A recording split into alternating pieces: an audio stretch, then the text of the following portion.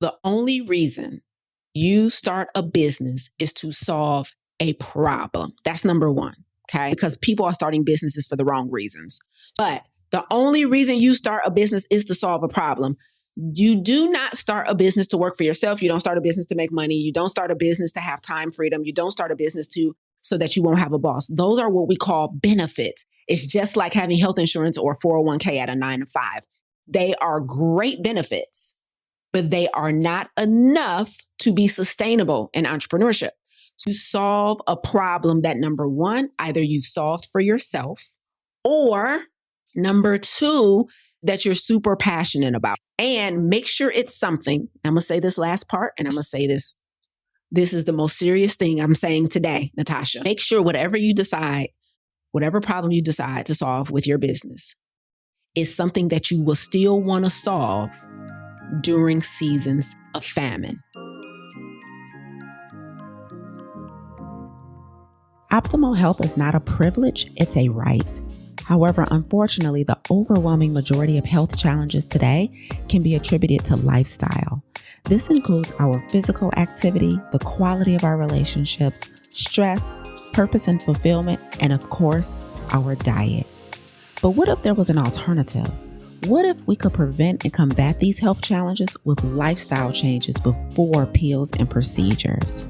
You are listening to the Plant Protocol podcast with yours truly, plant-based health and business coach, and now the forever voice in your head, Lisa A. Smith. It's time to come get this health.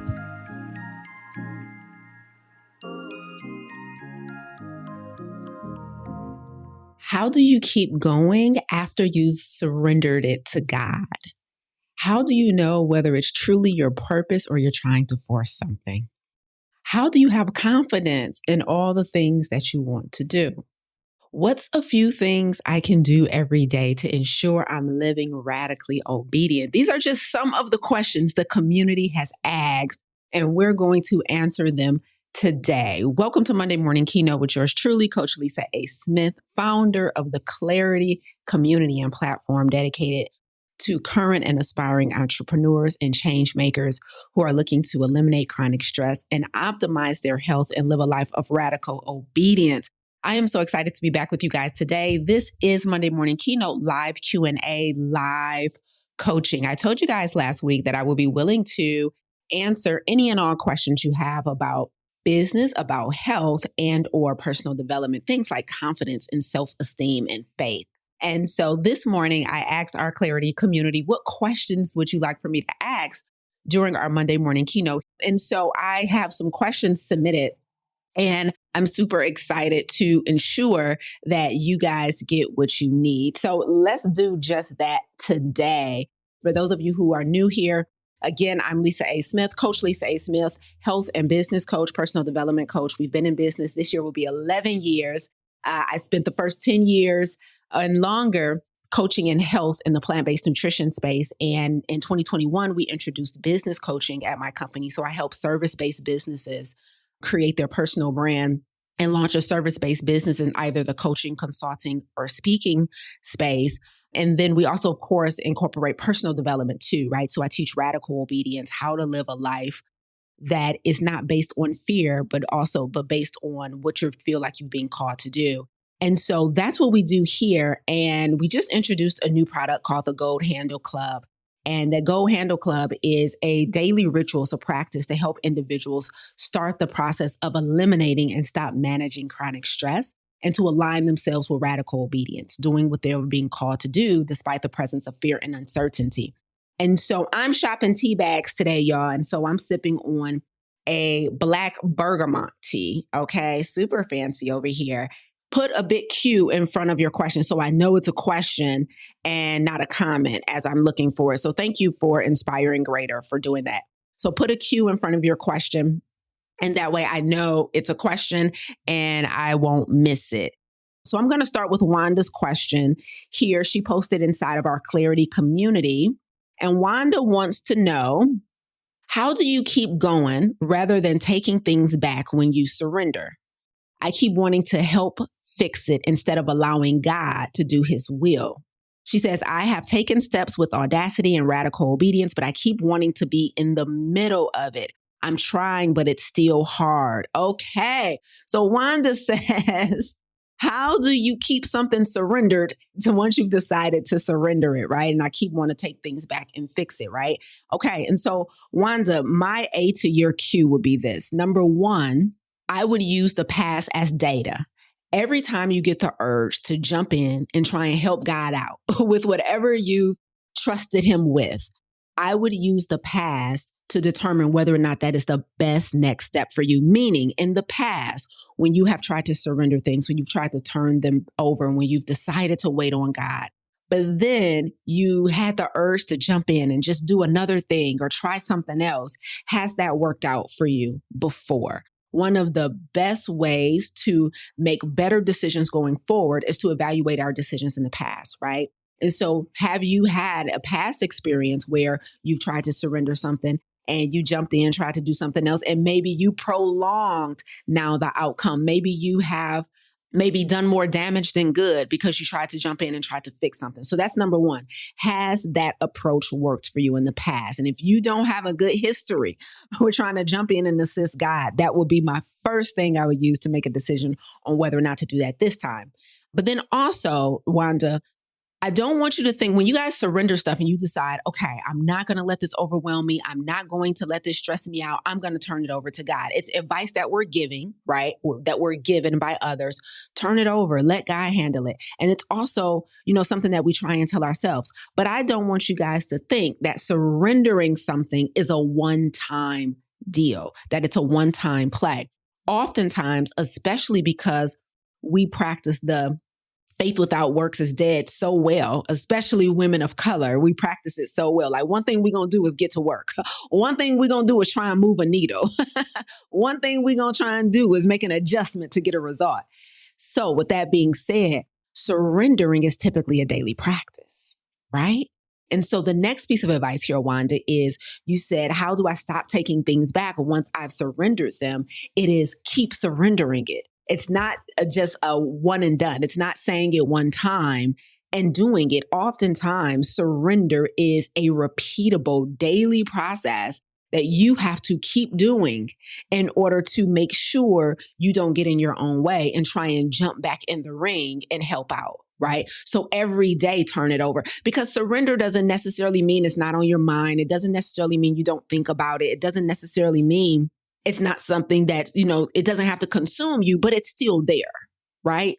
And so to ensure that you allow it to be there, but live peacefully without the stress and the pressure, it is a daily surrender practice. So that's what I would say. Number one, look at your history with being able to jump in and help God. And then number two, remember that it's not just saying it one time and expecting all to be well and all to be at peace, right? We are supposed to be anxious for nothing, but meditation is just like any other mindfulness practice.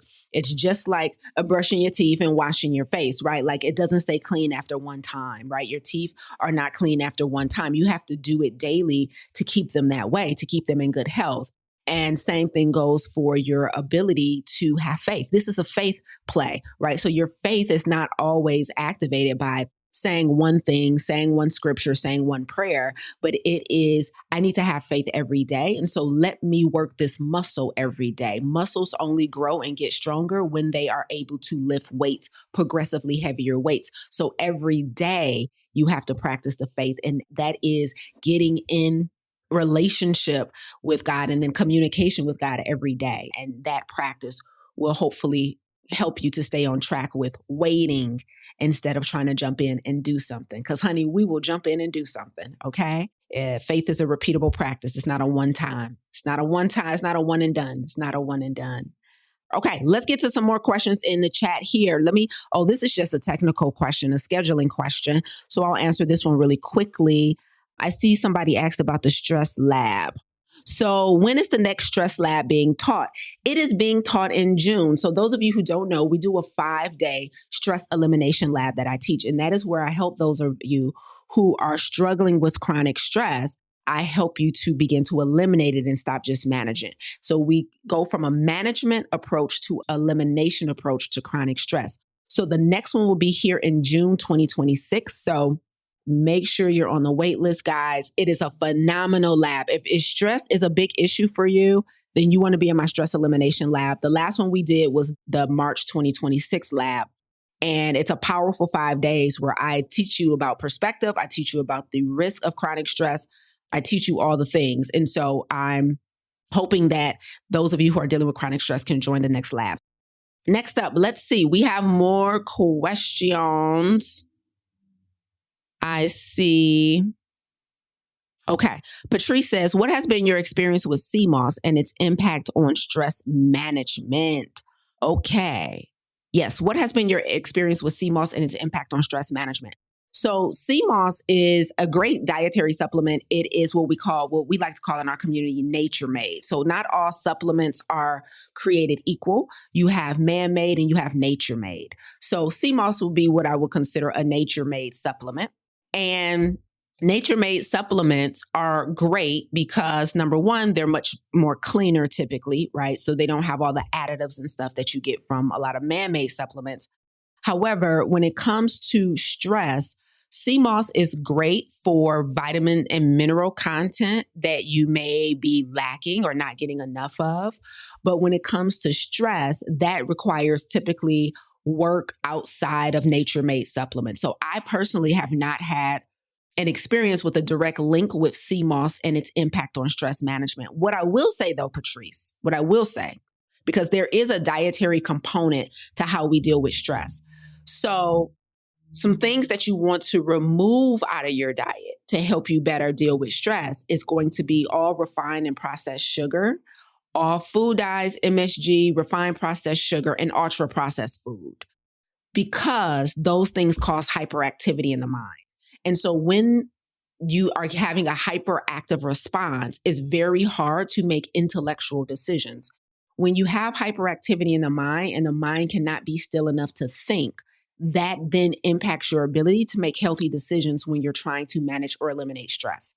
So that's what I would say very specifically is when it comes to diet and stress, diet plays a huge role in your ability to deal with stress. And taking something like CMOS could be helpful if you have some type of nutritional deficiencies, because nutritional deficiencies present very differently in the body. And so some absolutely impact your cognitive functioning. So CMOS, it will be great for making sure your levels are optimal with vitamins and minerals so that your cognitive functioning is not impaired by nutritional deficiencies. However, I wouldn't consider CMOS a stress management tool when it comes to dietary, but there are some things you do need to take out of your diet to make sure you don't have hyperactivity in the brain, which impairs your ability to make intellectual decisions. Okay. Let's see. Another question. Someone on Instagram says, how to pitch your mental health service to businesses with the fear of them not seeing it as valuable, although you know it is. Also, how can you be confident in your pricing? Okay, Rhonda on Instagram. This is a great business question. How do you pitch your mental health services to businesses with fear of them not seeing it as valuable, although you know it is? Okay, so I'm going to say something, and I'm saying this as nicely as I can, okay? When you are pitching yourself to someone, whether it be a business or a consumer, doesn't matter, B2B, so you pitch into another business, or B2C, you're pitching to a consumer. Them not seeing your value is not their fault, it's your fault, okay?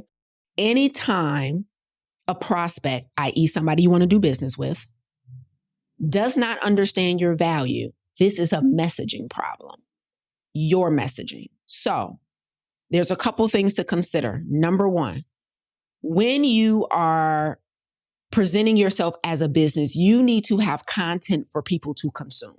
That means if I'm going to submit a proposal to another business, right? Here's my mental health services. I want to work with you guys. One of the first things they're going to do is look you up, search you, especially if you're pitching through social media or something. They're going to find you and they want to consume you, meaning what are you all about? If you have a podcast, they might listen. If you got posts, they're watching them. If you're doing lives, they're checking you out. What is your online presence? That means be very careful with letting your marketing and your content lag. You don't want it to lag. It's very important that you have content for them to consume to understand what you do, how powerful you are, and most importantly, the fact that you do what you say you do. Where's the receipts? Where's the evidence? Where is evidence of your mastery? Where's evidence of you getting results in the mental health space? I'm not saying you don't have them, but they have to be easy to find, right? So you need some social proof, but you also need content and platforms like this, where you are there articulating your mastery. Are you teaching on a regular basis? Are you going live on a regular basis? Are you doing reels that are packed with value on a regular basis, right? So that's number one. Someone not seeing your value is never their fault, it's our fault. Okay, so I said it was two parts to that, and then I'm gonna answer the second part of your question about pricing. So first, make sure people can consume you somewhere, okay? Now, I don't know if this is a cold pitch, meaning they never heard of you before, but if these are cold pitches, they really need to be able to consume you. If you already have a relationship with the business, then you might be able to get on a phone call or something and talk through some things. But if these are cold pitches, they gotta be able to consume you somewhere to see your value. The other part, though, is the pitch itself.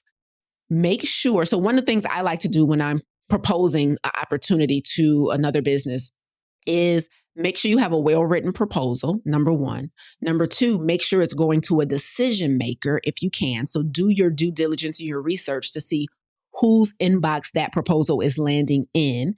You want to make sure the proposal is personalized. So that means you've done your research on the problem or the challenge that the business is having, and you're being very clear on how your mental health services can solve that problem. So the proposal should be customized to the business as much as possible.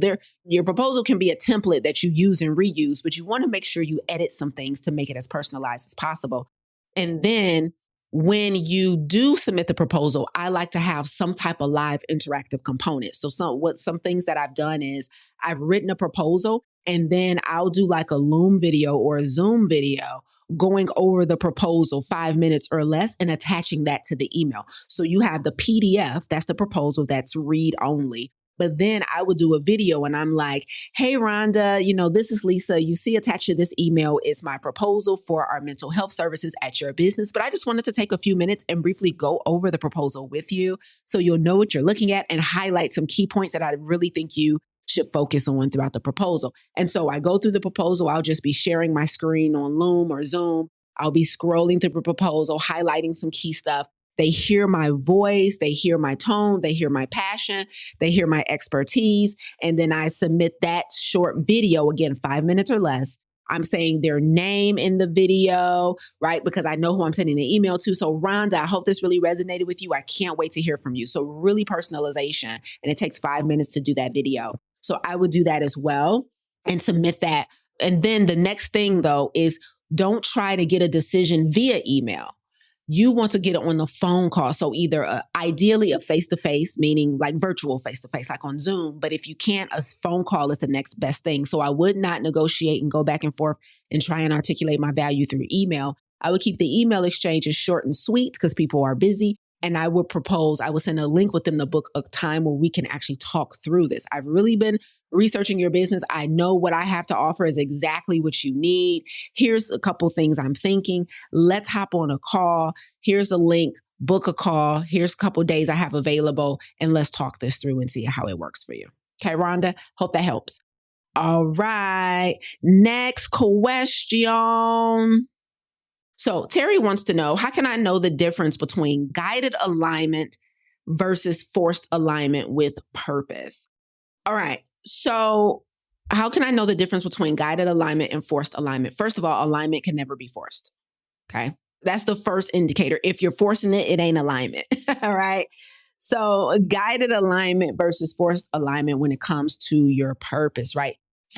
Just know that your purpose is always in service to other people. And then you have free will on how you want to service those individuals, right? So usually we always have 101 ideas. And it's like, should I do this or should I do that?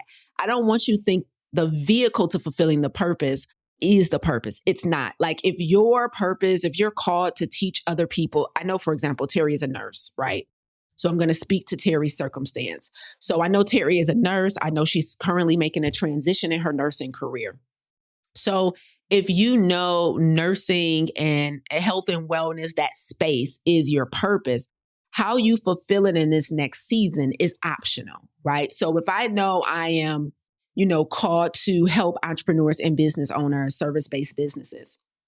I could do that through a coaching program. I could do that through a podcast. I could do that through one-on-one coaching. I could do that through speaking, right? I can do that through a digital course. Those are all options. But at the end of the day, am I fulfilling the purpose of being in service to other founders, right? And so being very careful with being confused with having a bunch of different options on how you can fulfill your purpose versus your purpose itself. But there is no such thing as forced alignment. If it's forced, it's not alignment, right? So alignment is natural, right? But you have free will to decide on which vehicle you're going to use to the destination. So if for you, Terry, I know you're going to stay in the nursing field, but you want it to look different in this next season, right? So you're already operating well within your purpose. You're passionate about the content. I know for you, you want to help other nurses. So you're being called to teach in this next season. We've already talked about this. So we already have the purpose, but now you have options on how you're going to do that. Do I want to teach virtually? Do I want to teach on somebody else's platform or in somebody else's school, or do I want to create my own? Now it's the options that usually confuses us. It's the options that gets us frazzled, right? And that's when we have to take an inventory on what our personal preferences are. For example, we don't offer digital courses. We only offer live coaching programs. Why? Because digital courses are self-guided, and I personally prefer to be live with our students and live with our community. So that being said, we don't offer digital courses because of my personal preference to teach live, to be there with the student, to listen to their questions, to be able to make adjustments and coach in real time. So I don't think it's that you're confused about your purpose. I think you're feeling overwhelmed with all of the options and the ways in which you can fulfill it. And so I invite you to correct me or add some additional context and let me know how that works out. So just know that you have options, and I would start with your personal preferences to decide what option. And then the next thing I would say is you want to make sure that you then consider what resources you have available to execute on those options. So let's say, you're called to teach other nurses, right? That means, number one, am I going to start my own business, or do I want to do this in somebody else's institution? Okay, if I decide to start my own business, do I have the resources for that? And when I say resources, this is not just a money thing. This is a time thing. This is an energy thing. This is a possibility model. Do I have a mentor? Do I have a coach that I can latch on to help me with this? Right? Do I have the runway, meaning I know doing it this way is going to take longer? How pressed am I about doing it quickly? Well, I could easily just go into somebody else's institution and teach versus starting my own institution. And so these are things we want to consider when we're trying to decide what vehicle we want to use to get to the purpose. I think a lot of you guys know your purpose. You're just overwhelmed by your options. And so I would love for you guys to ask me specific questions about your options. Okay. And tell me some things you're considering to fulfill the purpose, and I can tell you the pros and cons of them. Let me ask you something. How much is stress costing you? Is it costing you your energy, your focus, your health, your peace? See, most of us have been told to manage chronic stress, but here's the truth. Managing chronic stress isn't enough. You deserve to eliminate it at the root. That's why we created the Clarity Lab, where stress meets strategy. The Clarity Lab is a 5-day immersive stress focus group.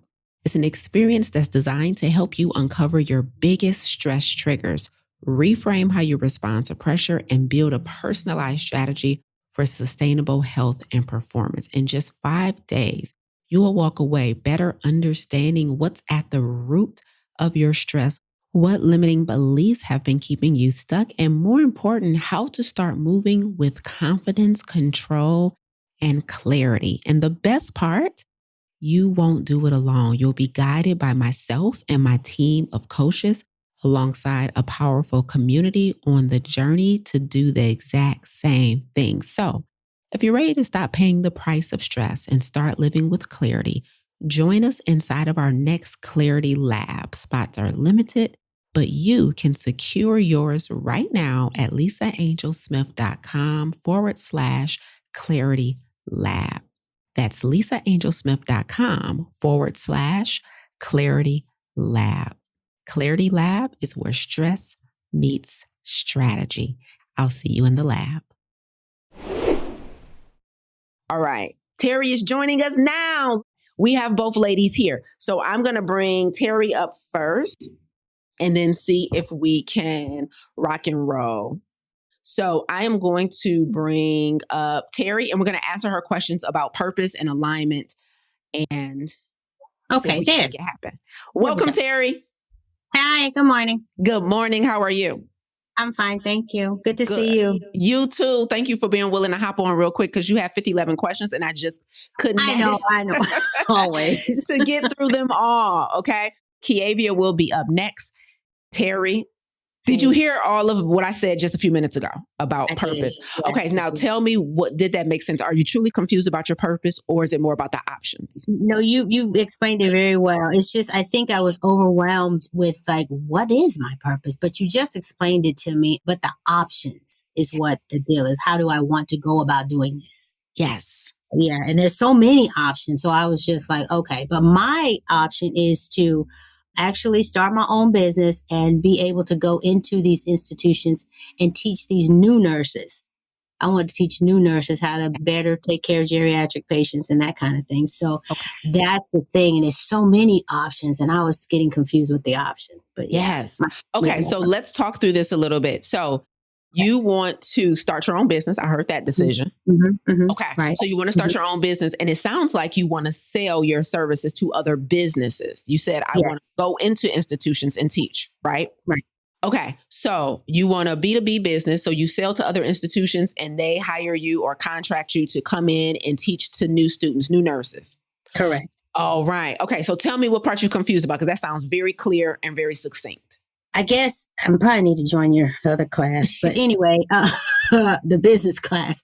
But I think it's how do I go about doing that? And I think that might be in your other class that I need to take. Yeah, but I'm happy to answer some questions here. So when you say how, you're talking about very specifically, technically? Are you actually like technical questions? I don't know. It's all in my head. I have nothing. Okay. It's all in my head. Okay. Okay. Yeah. So I need to know how to get it from my head to fruition. Yes. All right. So the first thing I would do to get it from your head to fruition is exactly what you just said. Now that you know you want your own business, you know what your offer is, and you know who you're selling to, and you know what problem you solve.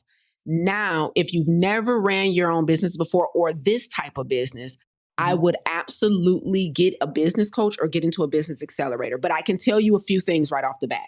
Okay. So the very first thing we have our founders do inside of our business accelerator is answer the question that you just answered, which is, what problem do I solve and for who? What problem do I solve and for who?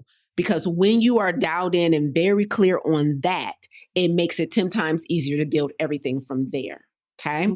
And so once we know what problem I solve and who I solve it for, meaning who am I selling this offer to, the next thing we want to do is be clear on what the offer is. So, meaning, what do you want to sell to these institutions? Do you want to sell a curriculum that is taught by somebody else or that's embedded into their institution? Do you yourself want to come in and do the teaching? And what does this look? And do you know who you want to sell to? Because that will be easier knowing what they already offer and how you could fill any gaps for them. Yes, I do. It would be new nurses that are actually about to graduate from school and actually go into the school. And the problem solving is how to better take care of our geriatric population because we don't do a good job.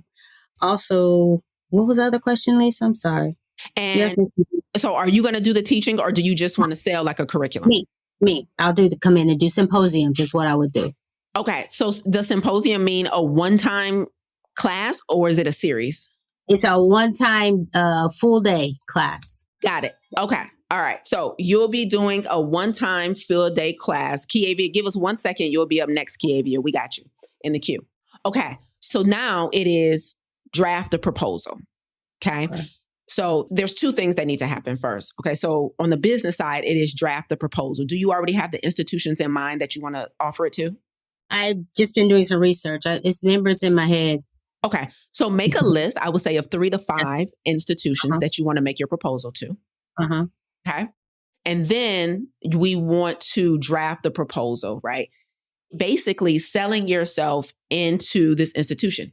Here's what I have to offer. Here's why I think it'll be valuable for you, right? And then give us the details, the brass tacks. Here's what it will look like. It will be a 1-day symposium. Here's what I will cover over that time. Here's how it's beneficial to your students. This is why you need it. That means you've done research to prove that they don't offer it already, right? Mm-hmm. And so you're very clear on what gap you're filling. So we want to propose to the institution why they should have this symposium in their nursing school. Okay. Now, the other thing, now that is the business side. Now, when it comes to the actual symposium too, if you want to do a full day, you also need to design that curriculum for the full day, right? Design that run of show. What exactly are you teaching them?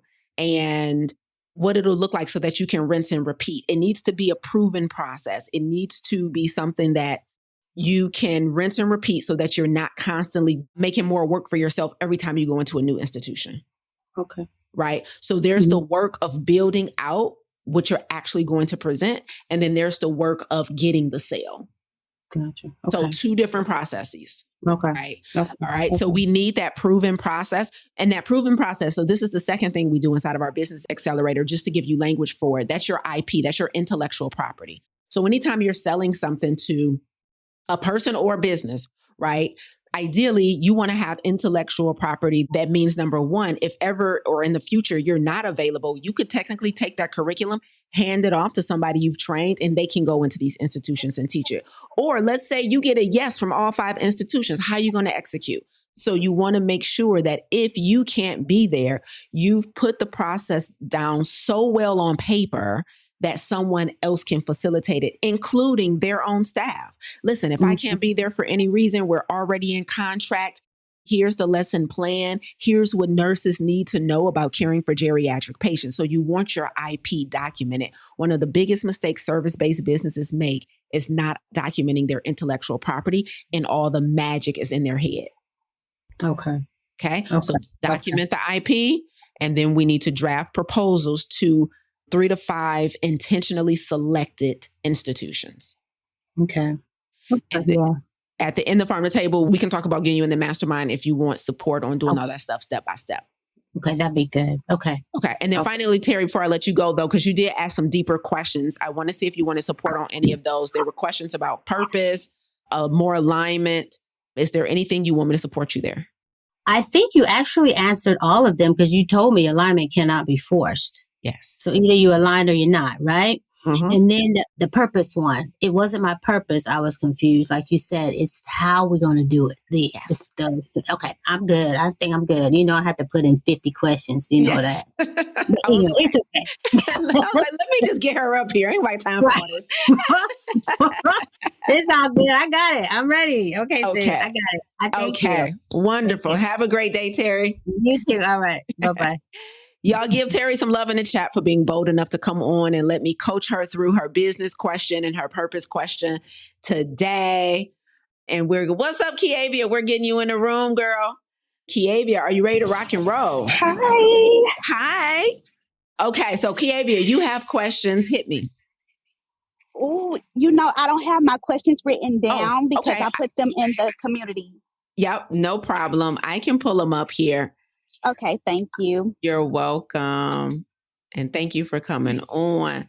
Okay, you said, yes, I need strategy and confidence. My question is, what steps should I focus on in developing an exit strategy of leaving my job? I'm currently a salary employee, a student, a mom of 3. I'm applying for medical school, which means I'll have to leave my job. This will greatly impact us financially. I'm leaning on the Lord's will that He will provide through scholarships and funding, but I'm also looking for ways to supplement my income to make sure our needs are met during that time, which leads me to a spiral of too many decisions to make. Okay, so let's start there, Kiavia. Okay, so congratulations on, first of all, being bold enough to make this transition, honey, and go to medical school. I dropped out of pre-med, so more power to you. Okay, so you're conflicted about, is it having faith and moving with faith, or do you want to entertain how to supplement your income? Tell me what part is the most important for you right now. I think it's both. And I see decisions again. I don't even know which one is more because I feel like I have faith until I don't. If that makes sense, it's like I'm leaning on the Lord, leaning on the Lord. And then when I get scared, it's like, Lord, are you telling me to move or am I not leaning on you anymore? Yeah. So I don't know, Lisa. That's why I'm asking. Okay. I just want to make sure. I always like to get specifics before I dive in. Okay. So earlier at the beginning of the call today, I told Wanda something, and I'm going to repeat that here. She asked a question about when you surrender something to God, how do you prevent yourself from jumping back in and trying to do more? Yes. Was her question, right?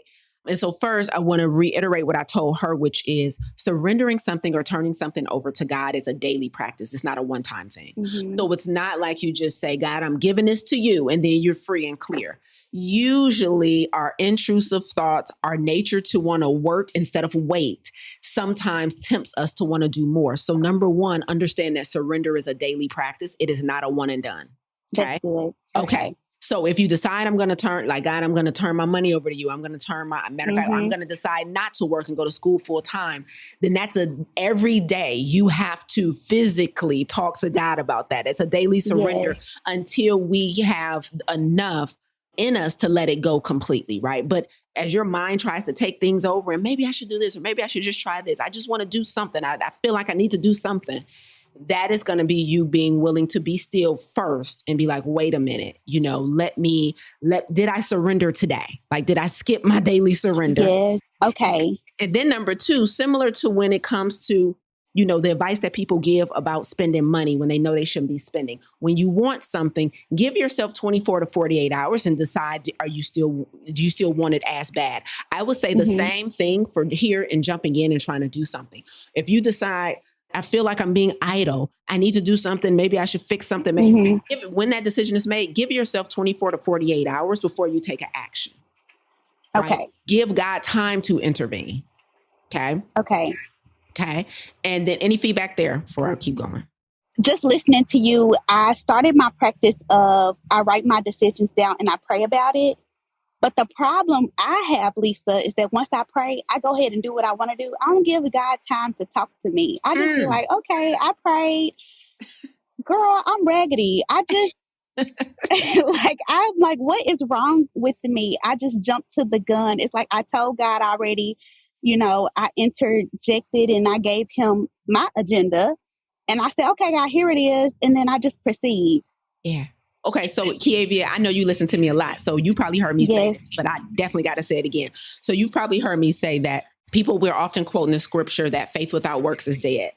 Yes. However, I believe for a lot of us, the works is not a problem. The faith is, right? Yes. When we say faith without works is dead, we're usually talking to people who ain't working, who ain't doing nothing. Like, get off your butt. You still got to take an action. That's not your problem. Yeah. Your problem is the opposite. Right. I need to be still. Yes. Because we think faith is automatic and it's not. Yes. Faith is not evidence in how you pray. It's not evidence in how often you pray. It's not evidence in what you say when you pray. Faith is evidence in your courage to be still and do it. Faith without works, but once you've done the work, you got to be still to let God work. And that's the hard part for us, right? Yeah. Like if we not getting the email, if we not getting some traction, if nothing's moving, we think nothing's moving. And that's not true. Yeah. So it's the stillness for you.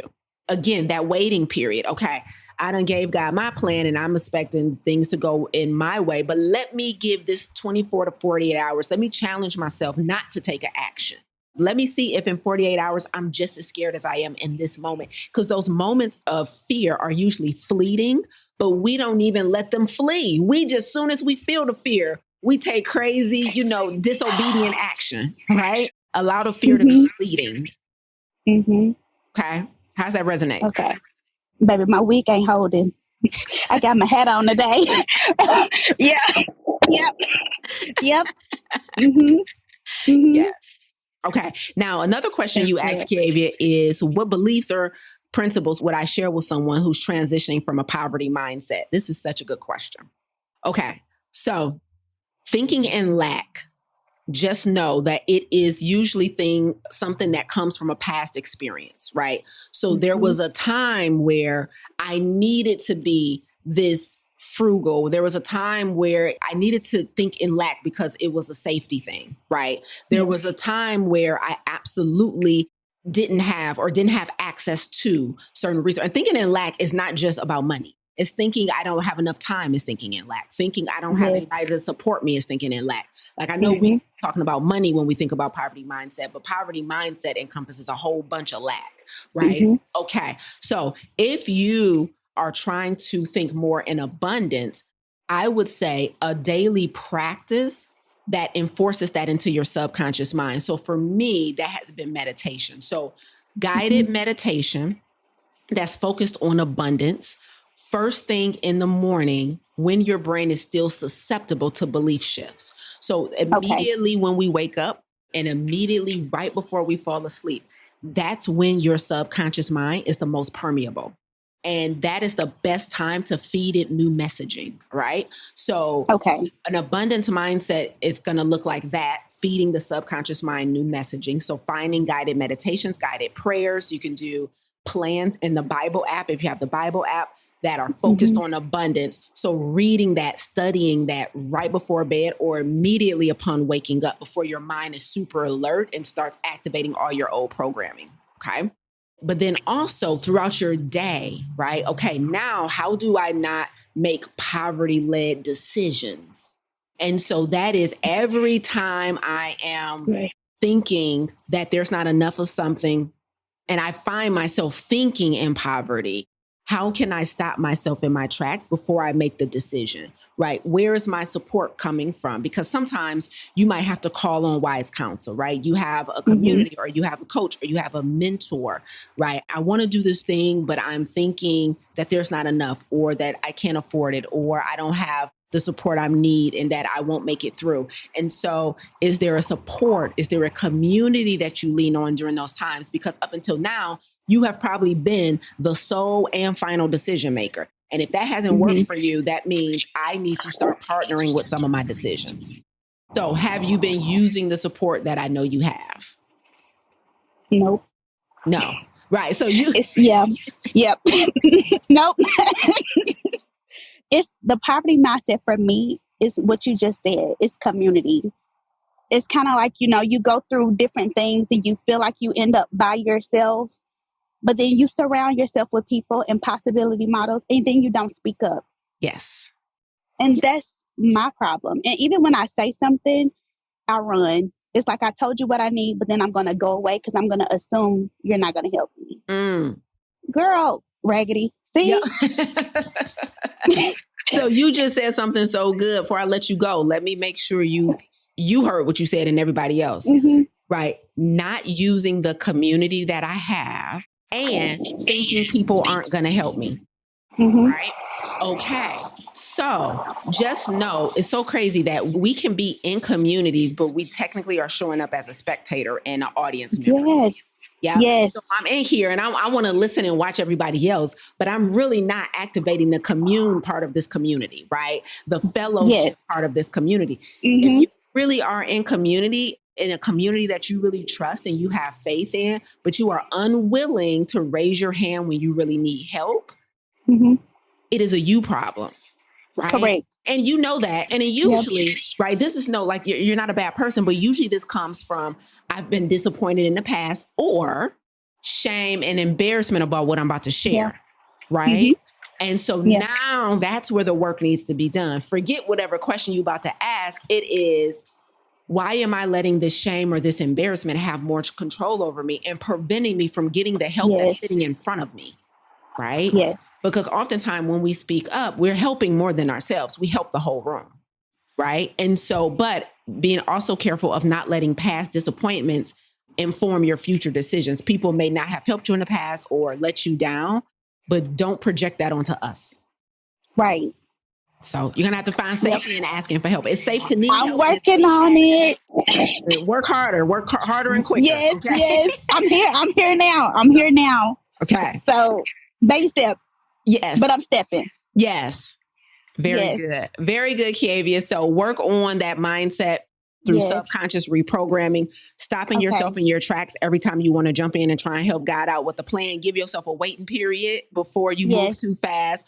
When the fear When the poverty creeps up, it's often fleeting. Give it time to flee. Try to challenge yourself. Don't take any action. Challenge yourself to feel the feeling without taking action. Feel scared, feel worried, feel all that. That's just emotional intelligence. Can I feel my feelings without taking actions that haven't been completely thought through? Very good. Okay. So that waiting period is going to be key for you. Okay. Yes, it is. Okay. Because God answers prayers quickly. All right. Yes, he does. Yes. Yes, he does.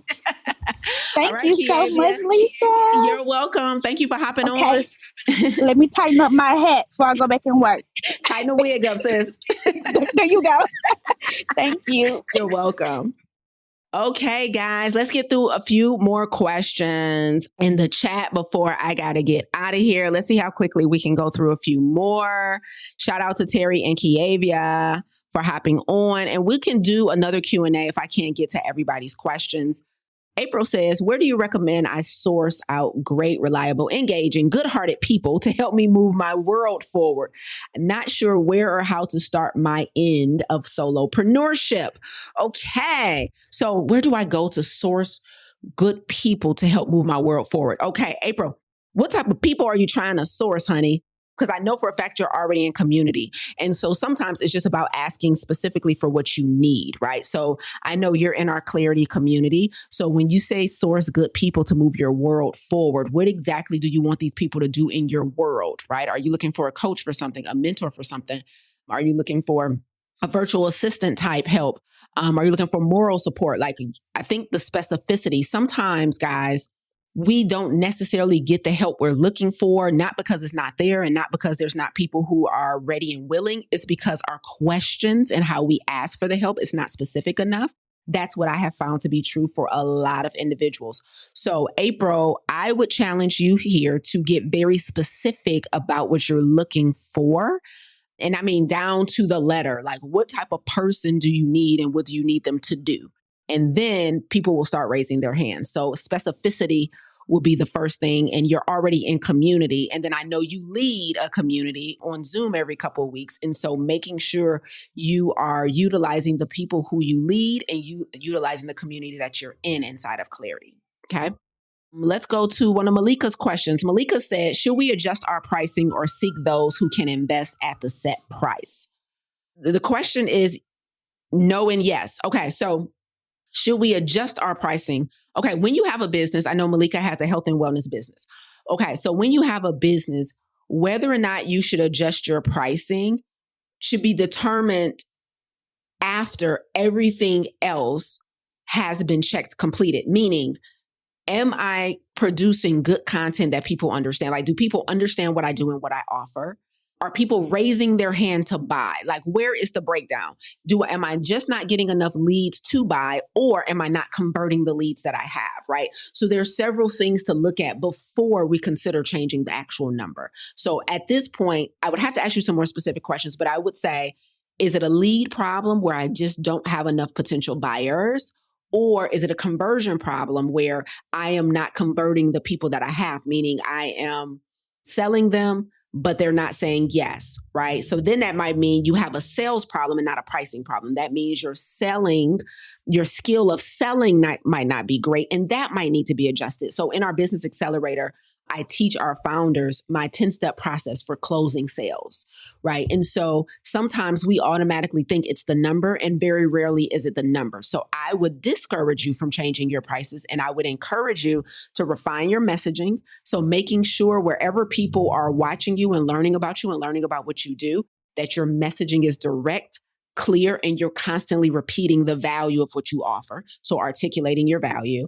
And then I would look at how many people are taking you up on whatever your lead magnet is. I know, Malika, you've done challenges in the past. So are you offering the challenge? Are people signing up? And then you're pitching your bigger offer during the challenge. Are people converting? So there's a lot of steps in that lead up that I would want to look at before I change your price. So I wouldn't necessarily say you need to seek out those who can invest at the set price. That happens automatically when they're attracted to your offer. Okay. So don't be in a hurry, guys, because usually when you guys say, should I adjust my price? You're almost always talking about pricing yourself lower. And very rarely is that the fix, especially if you are new and you have a small audience. Whatever your revenue goals are in business, when you're just starting out and you don't have a big audience, you do yourself a disservice by charging less. It's easier to come out the gate charging more because it takes fewer people to reach your revenue goals. And then you offer a lower ticket offer later, or you consider dropping your price if it makes sense strategically, but not just because you think, well, people will buy it if I drop this price. Okay. And so it has to make sense in a lot of different places. So I would not encourage you to drop your prices because I know your business is fairly new. So we probably need to work on your sales process, your lead generation process, and your conversion process. Okay. Let me see if I can get a few more questions in here. Inspiring Greater says, what is the one thing to do when beginning to create a business? I am working on a mentoring business. Okay. Similar to what I shared to Terry earlier, guys, when you are starting a business, the very first question you want to be able to answer is, what problem do I solve and for who? What problem do I solve and for who? So if you're creating a mentoring business, who do you mentor? Right? And who are you selling this offer to? And what type of mentoring do you do? Right? So let's say, I don't know, you're mentoring teenagers in, life skills.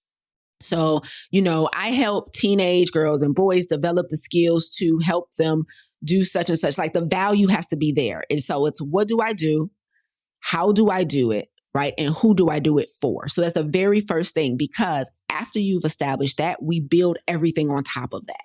Right? So who does your mentoring business service? It is not everybody. Nobody's business should service everybody.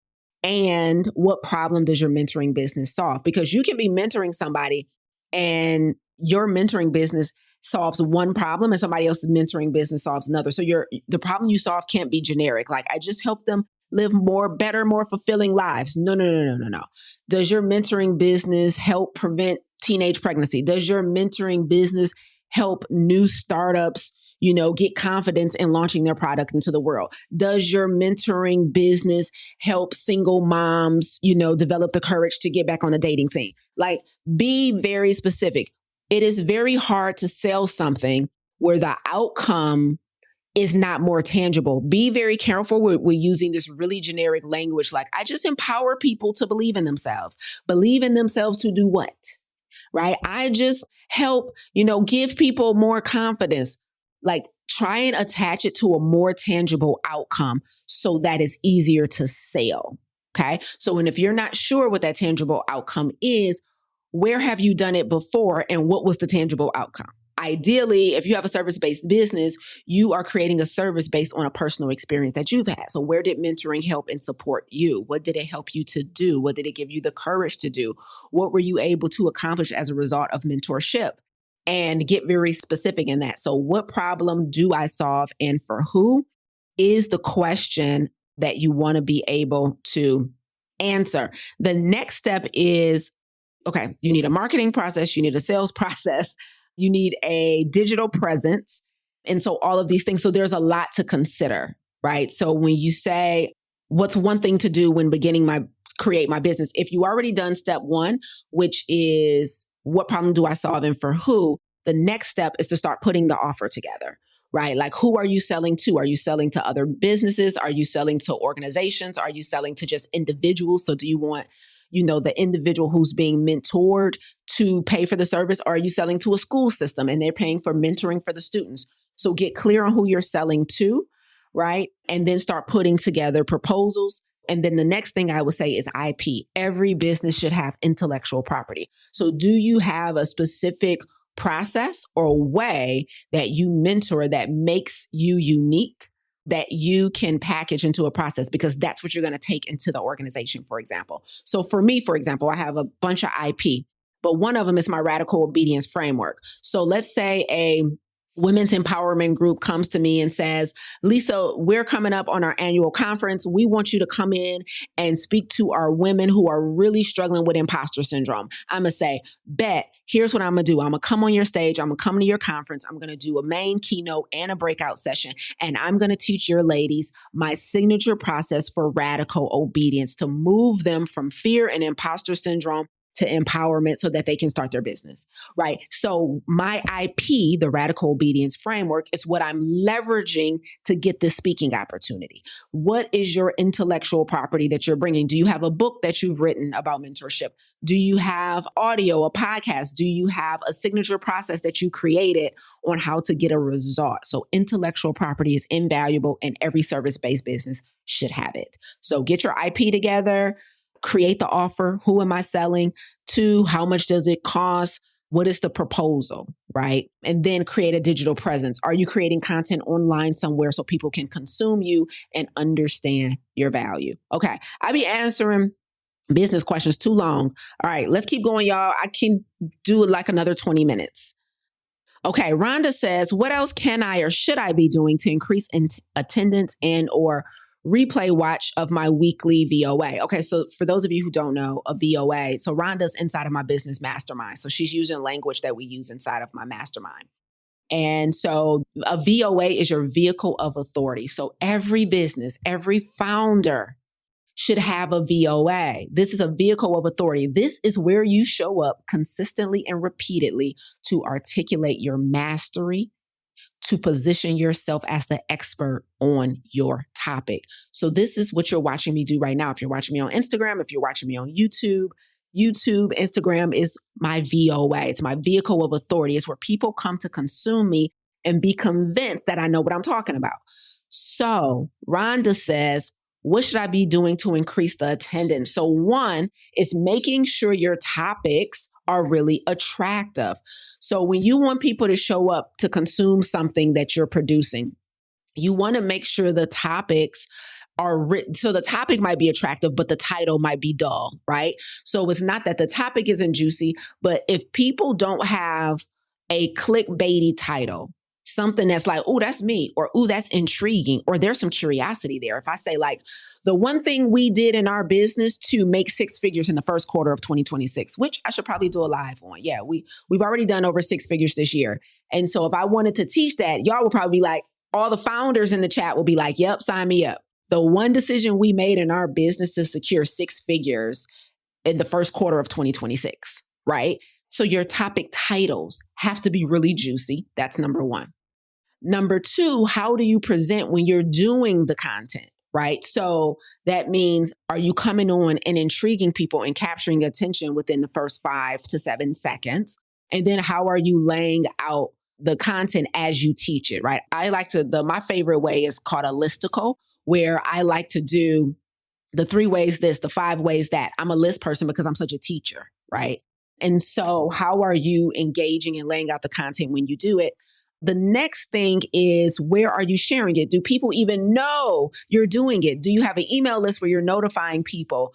Do you have a blast that you do wherever you're watching them on? If they're watching you on Facebook, if you have a podcast, wherever you're doing the content, are you notifying people? If you're doing content on Instagram, do you schedule the live in your bio every time? Like today's live was scheduled in my bio on Instagram, right? So it's like Monday, live Q&A, live coaching with Coach Lisa, 10 a.m. EST, click here to RSVP, click here to watch.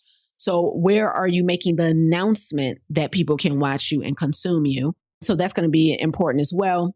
And then the other final thing is just time and consistency. Sometimes people get discouraged when they don't have viewers or audience right away. And so we allow ourselves to fall off, be inconsistent, or give up too soon, right? So it takes time to build an audience that's really willing to sit there and actually watch and listen to you. It takes time. And so you want to make sure you're being consistent. And the majority of views are going to be replays. So even if you go live, your audience might not be that big while you're live, but you will see those numbers ticking up on the replays, okay? So that's important to note as well, Rhonda. All right, let's see if I can do a few more. Okay, Rhonda says, also suggestions to expand my visibility and my audience to international viewers.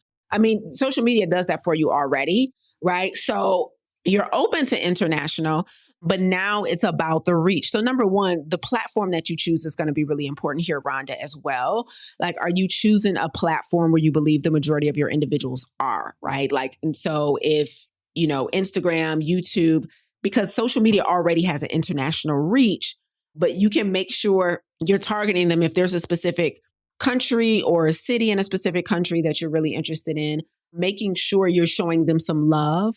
And then also look at your insights. You might already be there. Sometimes we do the content, but we don't study our metrics. So you're able to go on the back end on your insights and see where are the majority of people viewing me. I remember when I did that and I noticed that I had a pretty big audience in the UK. And then people in the UK started reaching out to me to do things. And so look at your insights and see where people are watching you and show you love and show them love too. But social media and everything is already designed for you to have an international audience. The other thing final thing I'll say about this is if you have the capacity, getting over there, right? So actually visiting the place where you want to have the audience at, right? So being able to, when I say visit, I mean doing an event or something and showing up in that space. It's similar to me every time I go to a speaking engagement, I try and do a meetup with our audience. So for example, I'm speaking at the 1% conference in Chicago in April in just 2 weeks, right? So, hey, if I got any fans or followers in Chicago, I would love to do a meetup and an in-person meet and greet and Q&A, right? So wherever I go or wherever I'm going to be, I make a call for people to come out and hang out with me in person. So really communing with people every time you get a chance. Okay. Let's see if we can get a few more cues up in here, y'all. You guys are knocking it out the park with the questions. Okay. Don't forget, if you have a question, put a Q in front of it so I know it's a question. Okay. Here's one. Found my next one. Shout out to Sharina. She says, "Good morning, Dr. Lisa. You better speak it into existence. I am a registered nurse bachelor's. Prepared options are getting master's or starting my own foot care business, contracting myself, or wait until the economy gets better." Okay, I think there's some typos in your question, Sharina, but I'm going to try and make sense of it. You said, I got my bachelor's. I'm preparing to get my master's degree. Or you're trying to decide if you should get your master's or start your own foot care business. Okay, I think that's what you're asking, Sharina. So should you do more education or start your business? Unequivocally start the business. Unequivocally. Okay? If you already have the bachelor's in nursing, you already have that experience, right? If you already have the education and the understanding of the field to start the business, right? Because we're talking about medicine here, we're talking about wellness. So I don't want you to start the business prematurely if you don't have the education or the mastery. But if you do, and the master's degree is just for your confidence, but not necessarily because you need more information, then start the business now. First of all, she said, or wait till the economy gets better. Let me talk to everybody really quickly who is letting the economy influence their decisions when it comes to starting a business, okay? What we really need to be worried about is the economy in the individual's household. Every household has an economy. And baby, if the problem is painful enough, people will pay. Be very careful of letting the daily news and the headlines make you think that nobody has money and nobody's spending money. This is a wellness business. It's a foot care business. I don't know exactly what problem you solve in the foot care business, Sharina. But if you're only thinking about getting a master's degree because you don't feel confident in your ability to deliver, you need to work on confidence. Not necessarily another degree or some more letters behind your name is not going to give you confidence. It's going to be doing the work that gives you confidence. So start the business, start helping people in the foot care industry, and let that be your confidence builder and booster. Confidence comes from evidence. Confidence does not come from a classroom. Confidence comes from evidence. You're usually getting more education so other people can think you're qualified, right? And usually that's a projection thing. I don't think I'm qualified. I don't think I'm ready. I'm dealing with imposter syndrome. Let me not waste time, but let me spend more time getting more education so then maybe I'll feel ready. It don't work like that. Trust me, I've been coaching people for over 10 years with the same problem. The confidence comes from evidence. Go start helping people with their feet. And watch you get more confident, okay? But if you think you need the education because you don't have the knowledge, skills, or ability to do the work you want to do in the foot care business, then absolutely go get more education, okay? Because what we don't want to do is get out here in the wellness space and be doing a disservice to people when we're truly not qualified. But if it's a confidence issue, start the business immediately, okay? All right, next question. Let's go. Somebody says, I want to heal, but I don't know what that looks like. Everyone says heal, but steps are never shared to show what that looks like. Oh, I got a whole playlist on YouTube on how to heal. I don't know if it's like a 3, 5, 7 episode series where I talk about the healing journey and the healing process. So more than happy to share that with you just to keep this question short. Let me see if I can pull it up for you real quick. I'm sure I can. And I'm more than happy to give you my playlist for healing. And maybe that can start you on a journey. But one thing I will say while I'm pulling this up is that you typically know that there's something you need to heal from when you are triggered by certain things. So let's say you're trying to accomplish a goal right now, but there's a part of the process that scares you. There's a part of the process that intimidates you. There's a part of the process, there's something triggering about it that maybe angers you, right? So what I'll say is those things, when you get triggered, those are the things we usually need to pay more attention to and begin to work on.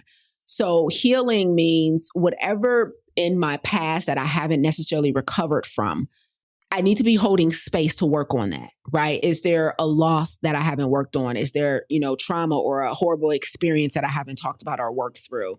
Is there forgiveness that needs to happen somewhere? Is there a fractured relationship that I'm avoiding that needs to be addressed? Is there a decision with someone that I'm avoiding, right? And so usually we know those things by what we're triggered by. So if you've never heard my healing story, I talk about it in this healing series where I was sitting on campus at Wayne State University. And that's when I was listening to a podcast and I was listening to, him talk about that he was adopted and that his parents chose him. And I started crying on the spot because my biological dad didn't choose me. And I was triggered by that, right? So that was an invitation for me, like, oh, this is something I need to heal from, because as soon as I started listening to this podcast, I was triggered by my biological father abandoning me, right? And so I just dropped a link to that healing series and hopefully that will help you get started, right? So I was listening to Les Brown talk about him and his twin brother being adopted. And they was like, our adoptive mom chose us and she's the best thing ever. And I was like, my biological dad didn't choose me. Tears, tears, tears. And so I got into therapy and started the healing process. So usually we discover what we need to be healed from if we don't know already. A lot of us know already. So also don't play dumb. Okay. But sometimes it's revealed through what we're triggered by. Okay. It's revealed through what we're triggered by. Thank you for that question. All right, let's see. Okay, let's try and bang out these last 7 minutes. I just dropped the link to my healing series in the comments on YouTube, guys. So you guys can watch that and check it out. Y'all loving Q&A? We should do this a couple times a month. Y'all got a lot of questions, man. Whole time I'm sitting here trying to think of things to teach y'all. Y'all had questions. Okay. Oh, here's one from Natasha. Okay, sorry, I missed that. Natasha says, how do you decide what to focus on when starting my company? I was a business development manager for a company where my daily role was sales, lead generation, and securing government contracts for our company. Okay, Natasha, I love this question. How do I decide what to focus on when starting my company? Let me tell you something. I'm going to say this slowly. The only reason you start a business is to solve a problem. That's number one. Okay. Matter of fact, I just talked about this on YouTube. Let's make sure you have that so you can watch that replay. It'll be a great addendum to what I'm about to say. The number one reason why your career is causing you stress and overwhelm. And if you have not watched that, please make sure you watch it because I talk about career and I talk about entrepreneurship heavily in that episode, okay? Because people are starting businesses for the wrong reasons. First of all, Natasha, watch this replay because I talk about entrepreneur. I give some people some warnings about entrepreneurship in that episode that maybe they hadn't considered, okay? But the only reason you start a business is to solve a problem. You do not start a business to work for yourself. You don't start a business to make money. You don't start a business to have time freedom. You don't start a business so that you won't have a boss. Those are what we call benefits. It's just like having health insurance or 401k at a 9 to 5. They are great benefits, but they are not enough to be sustainable in entrepreneurship. So how do I decide on what to focus on, Natasha? You solve a problem that, number one, either you've solved for yourself or number two, that you're super passionate about. I remember I was speaking at a class of entrepreneurs at Wayne State University a couple years ago. And I was telling them people usually start businesses because of some type of injustice that they've seen in the world or some type of inefficiency they see in the world. So, it's like, okay, how can we do this better? For example, if we just take Uber, right? They saw an inefficiency in like the taxi cab system. Like, man, this can be done so much better. So they innovated on that process. So when you start a problem, is it because of injustice? That's why I started my business, because of injustices in Western medicine for people of color. Is it inefficiency? You see the way something can be done or taught better, right? Is it innovation, right? There's something that doesn't exist at all and you want to create it. So injustice, inefficiency, or innovation, right? What problem are you solving? And make sure it's something. I'm going to say this last part, and I'm going to say this. This is the most serious thing I'm saying today, Natasha. Make sure whatever you decide, whatever problem you decide to solve with your business is something that you will still want to solve during seasons of famine. Okay. When you start a business, it is in the beginning, especially, right? You get to a place where it's not an issue anymore. But in the beginning, there are going to be seasons of feast and famine. You can go from 1 month making 10K, 50K, 100K, and the next month you barely make anything. Make sure the problem is one you want to solve in seasons of famine. I cannot overstate that. Okay. So be very careful with number one, starting a business for vanity reasons. Do not start a business for vanity reasons. Vanity reasons are things like, I'm sick of people telling me what to do. I want to be on my own time. I want to make my own money. I want to have the flex of saying I'm a business owner, entrepreneur. That's crap. That's all benefits. Like nobody cares about that. At the end of the day, if the business is responsible for paying your bills, for taking care of your family, number one, you should create it to solve a problem that you're willing to solve in seasons of famine, that you're still willing to show up with a spirit of excellence when the revenue is not revenuing. Okay. And then number two, it should be something you have experience with or passion about, meaning an injustice that angers you, an inefficiency in a way that something should be and can be done much better. So can you improve upon an industry? Innovation, can you create something that doesn't exist, right? So think about that. But if it's going to be a service-based business, the best thing to build a business on is somewhere where you already have receipts.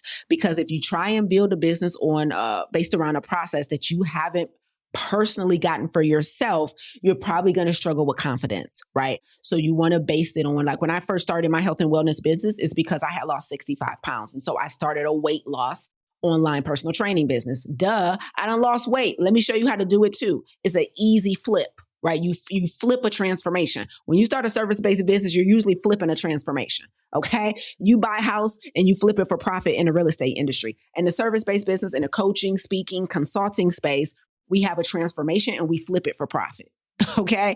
How do I flip my transformation into revenue? That's all I've done. I started a successful coaching company. And so in 2021, I started doing what? Coaching other people on how to start their coaching businesses. I flipped a transformation. All right. So that's how you do it. All right. Let me see if I can do one more real quick and then I got to go, y'all. I got to go. Dean Priest says, how many years should a person plan before starting a business? Years? No. Okay. I will say this, Dean. Okay. If in those years you are still getting the transformation and refining the transformation, right? Or perfecting the process, then it might be many years, but it usually doesn't take years to start a business once you've decided to start a business, right? If you know your next step is to start a business, if God is like, yeah, this is the assignment, I need you to start this business. All right, boom. Radical obedience says it's immediately and not eventually. So you start the business immediately and allow it to be ugly at first. Allow it to be messy at first. Allow yourself to not know everything at first. So I personally, if the assignment from God, now again, we don't start a business for vanity reasons. So I'm always speaking from a radical obedience perspective, doing what God is calling you to do despite the presence of fear and uncertainty. If God is calling you to start the business and that's the assignment in this next season, radical obedience says that you do it immediately and not eventually. There is no wait time, right? Yes, you got to figure out what you sell, who you selling it to, what problem do you solve, what's the offer. There's a lot of moving pieces in a business, a crap ton. That even more reason why you shouldn't wait years to start, because the more you delay it, the longer it's going to take because there's so much to refine and learn and get right. And so the shortcut to that, though, is having a mentor. So we do business mentorship in my mastermind, Clarity Mastermind. And so the way to shorten the time it takes to smooth things out with a new business is to attach yourself to a possibility model, get into a business community, a business coaching community, develop a business coaching relationship with someone that you trust to get those foundational pieces going. And ideally, someone who's in the industry that you're trying to go in so that the mentorship and the advice that they're giving you is nuanced to you. Okay. All right. What up, Brianna? The homie Brianna, one of our current students inside of Clarity. She says, we think it'll take days to lose weight and years to actually start a business in transformation. I know, exactly. It don't take that long. Like, we can start today. You can be 2 pounds down by next week and you can have 1 new customer by next week. None of this stuff takes as long as y'all think it takes. It really doesn't, right? It really doesn't. Now, to work out all the kinks and the wrinkles, yeah, but you can be a business owner tomorrow morning, honey. Go and register that thing with your state and watch yourself be an entrepreneur. Okay. Let's see. Should we do a bonus one real quick before I got to get out of here? Okay, I'll do Kiavia's and April's, then I'm gone. Okay, so Kiavia says, my end goal is to start a nonprofit organization. I have enough knowledge to begin, but I do not have the capacity to operate in excellence. Ooh, child. Ooh, I'm coming to visit you, Elizabeth. How do I know when I should start building it? Honey, wait till you got the capacity to do it in excellence. Woo! You made my heart go ba-boom, Kiavia. She says, I do not have the capacity to operate in excellence. Then emergency brake, honey. If you can't operate in excellence, don't create nothing for the people. A nonprofit, we in service to people. I don't care if it was a for-profit. If you don't have the capacity to operate in excellence, you don't have the capacity to start a business from integrity. Don't get me wrong. There's a bunch of people with businesses that ain't operating in excellence. But do not wait till you have the capacity for that. And when I say wait, what that really means is create, because life is not going to just open up and be like, I'm going to clear the runway where nothing else is intruding upon your time and your energy. And I'm going to make sure that you have the next year or two to only focus on that. That's not going to happen. So it's not about waiting for the capacity. It's about creating the capacity. So that means taking a hard look at your current schedule, your obligations, and the things that's preventing you from showing up with excellence and making decisions about them. Okay. Ooh, Kavia, great question, honey. I don't have the capacity to operate in excellence. Wet. Wet. Okay. Final question comes in from April, guys. Throw some hearts in the chat for you guys today. You guys have been amazing. April says, can you share tips on how to generate income or capital while building a health, wellness, and beauty brand? Now, the final thing I'll say, well, I ain't even saying none yet, but let me say this. When you say create capital or income, what do you need it for? Do you need it for the business itself, right? Because that will be an investment play, right? That would maybe be a grant play. That would maybe be getting like angel investors, right? So there's incubators and programs that you can seek out, April, if you're looking for money for the business itself, right? Or are you just saying, I need money to take care of myself while I build the business? That's a different type of question, right? So if it's money for the business, because maybe you're building something that requires some tech or that requires you to get prototypes done or whatever it is, you're going to need investments or grant funding or something like that. And so then that is going to be a research thing. Well, here's the type of thing I want to create. Let me see what money is out there available that I can apply for, or a program that I can go through that's going to offer me. Like, there's banks that offer entrepreneurship programs, for example. My best friend just went through one, and at the end, he had to pitch to get some money for his business after like a, 8 to 12 week program, right? So there's things like that exist. But if you're just looking to make money while you build your business, I would say let your business make money for you. If you just need to get clients, practice selling. But then outside of that, because I know what you do for a living, then you can just use your 9 to 5. I know you don't work 9 to 5, but 9 to 5, quote unquote, to fund yourself and your lifestyle as you're building. You just have to have dedicated time to work on the business. Okay.